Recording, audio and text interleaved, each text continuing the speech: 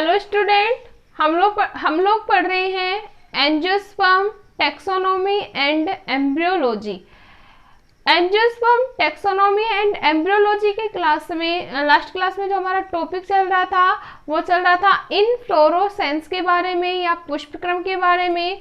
पुष्पक्रम में हम लोगों ने बता दिया था पुष्पों के उसके अक्ष के ऊपर लगने के क्रम को या पुष्प वृंत के क्रम को ही क्या कहा जाता है, पुष्प वृंत के व्यवस्था क्रम को ही क्या कहा जाता है, पुष्पक्रम या इनफ्लोरोसेंस।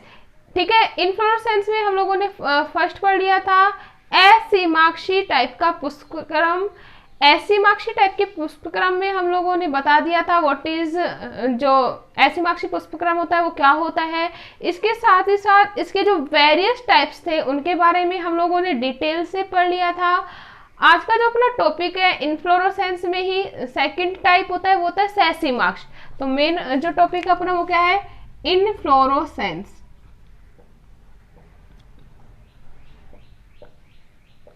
या हिंदी में बोलते हैं भाई पुष्पक्रम। और पुष्पक्रम का जो दूसरा टाइप है वो होता है सेसीमाक्ष। ठीक है, सेसीमाक्ष।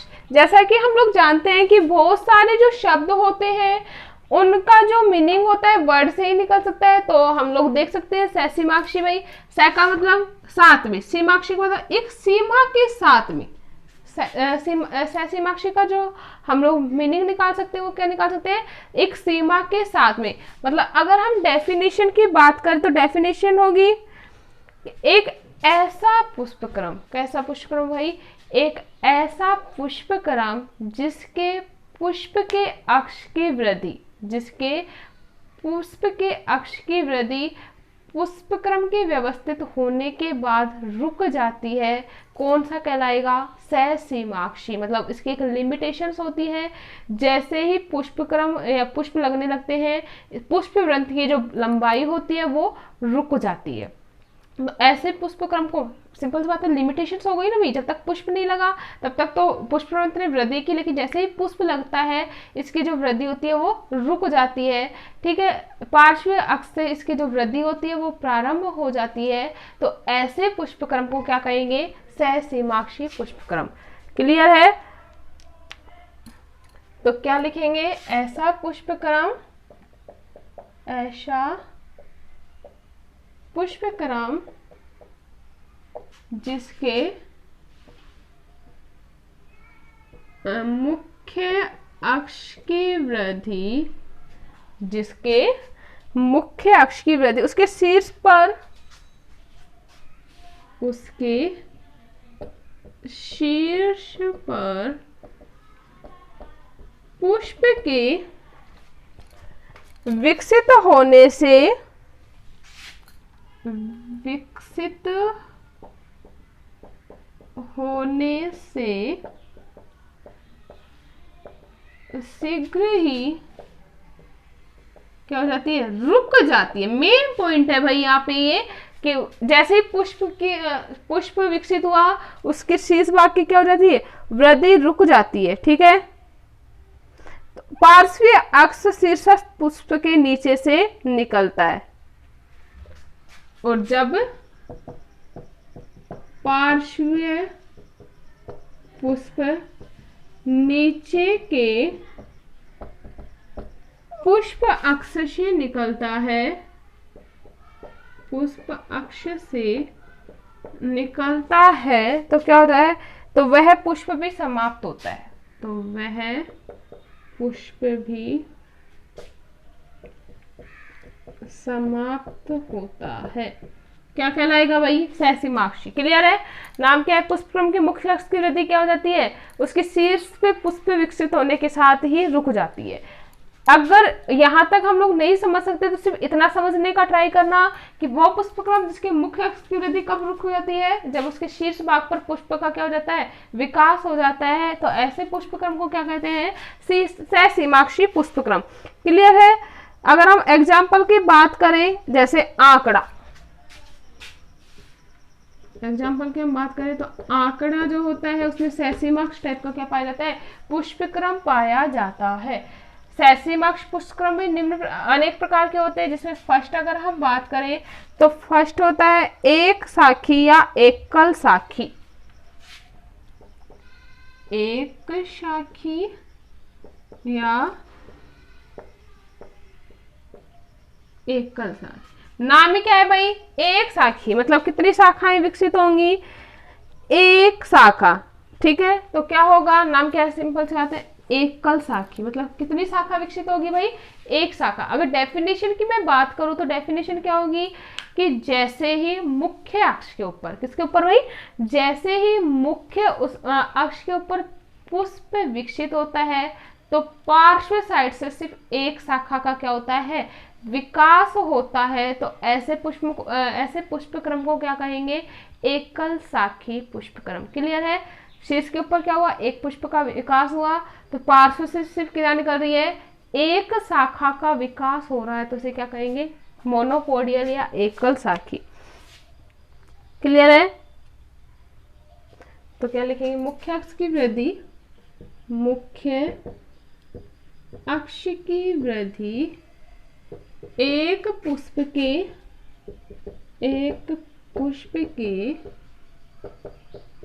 विकसित होने के साथ रुक जाती है और वह केवल एक पार्श्व अक्ष का विकास होता है। एक पार्श्व अक्ष का विकास हो, तो ऐसा पुष्पक्रम क्या कहलाएगा भाई? एकल साखी। क्लियर है? सेकंड जो होता है वो होता है कुटिल।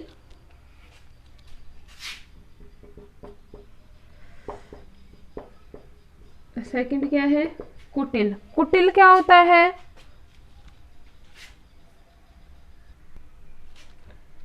कुटिल क्या होगा भाई? यह भी एक साखी सहसीमाक्ष टाइप का पुष्पक्रम होता है। क्या होता है? एक साखी सहसीमाक्ष प्रकार का पुष्पक्रम होता है। इसमें क्या होगा? इसके पार्श्व अक्ष से एकांतर क्रम में शाखाएं निकलती हैं। पार्श्व अक्ष से एकांतरित क्रम में क्या निकलती हैं? शाखाएं निकलती हैं। ठीक है, जिसके कारण जो पुष्पक्रम होता है वो टेढ़ा मेढ़ा हो जाता है, तो उसे क्या कहेंगे? कुटिल। वापस से देखना, ये भी क्या है? एक साखी सहसीमाक्ष प्रकार का पुष्पक्रम होता है, जिसमें क्या होता है? पार्श्व अक्ष दोनों पार्श्व से एकांतरित क्रम में निकलती है। एक साखी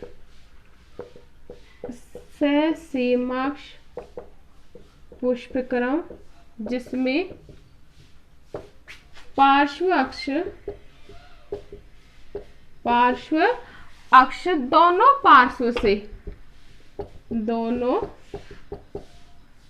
पार्श्व से एकांतरित क्रम में निकलते हैं। एकांतरित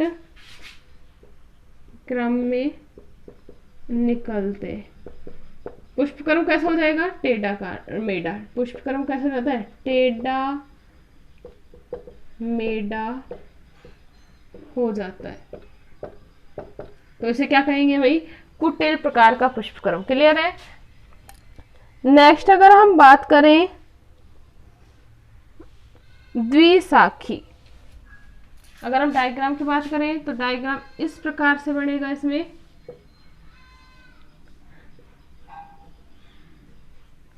ठीक है, मतलब एक ही साइड में क्या निकल रही है? पुष्प अक्ष निकल रहे हैं। तो ये कौन सा होगा? कुटिल। अब सेकंड जो अपना थर्ड जो है नेक्स्ट वो है द्विशाखी। कौन सा है भाई? द्विशाखी। द्वि का मतलब क्या होता है? दो। द्वि का मतलब क्या होता है भाई? दो। शाखा का मतलब शाखाओं में। तो इसे क्या, दो शाखाओं का मतलब क्या होगा कि इसमें क्या होता है कि जो मुख्य अक्ष होता है वो दो शाखाओं में विभाजित होता है, ये दो शाखाओं में विभक्त हो जाता है और इसके दोनों साइड में तो क्या लगने लगेंगे, पुष्प विकसित हो जाते हैं, जबकि जो मुख्य अक्ष होता है उसकी वृद्धि रुक जाती है। तो इस प्रकार के पुष्पक्रम को क्या कहेंगे, द्विशाखी। क्लियर है, द्विशाखी का मतलब दो शाखाओं में, मुख्य अक्ष दो शाखाओं में विभक्त हो जाएगा, मुख्य अक्ष की क्या हो जाएगी, वृद्धि रुक जाती है, तो इसे क्या कहेंगे, द्विशाखी पुष्पक्रम। नेक्स्ट अगर हम बात करें बहुशाखी, बहुशाखी, बहु का मतलब क्या होता है भाई, अनेक, ठीक है, बहु का मतलब क्या होता है, अनेक, शाखाओं का मतलब शाखाओं में।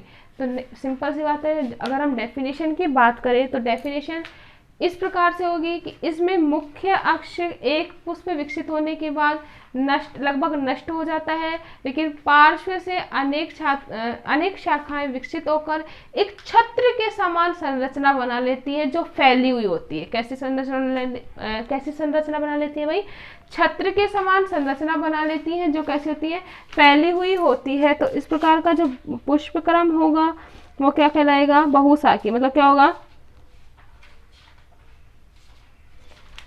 मुख्य अक्ष के ऐसा सहसीमाक्षी पुष्पक्रम, ऐसा सहसीमाक्षी पुष्पक्रम जिसमें मुख्य अक्ष से पुष्प नष्ट होने से पहले, पुष्प, ये सबसे इंपॉर्टेंट बात है कि मुख्य अक्ष का पुष्प है ना, नष्ट नहीं होता, उससे पहले क्या होता है, नष्ट होने से पहले पार्श्व अक्षों का चक्र बनता है, पार्श्व अक्षों का चक्र बनता है, ठीक है। पार्श्व अक्षों को मतलब एक शाखाओं के रूप में विभक्त हो जाएगा। तो इस प्रकार के पुष्पक्रम को क्या कहेंगे, बहुशाखी पुष्पक्रम। क्लियर है। एग्जाम्पल की बात करें जैसे कैलोट्रोपिस या आंकड़ा, इसी प्रकार अगर हम द्विशाखी के एग्जाम्पल की बात करें तो द्विशाखी टाइप का जो पुष्पक्रम पाया जाता है वो पाया जाता है एक जोड़ा में। किसमें पाया जाता है, एक जोड़ा में।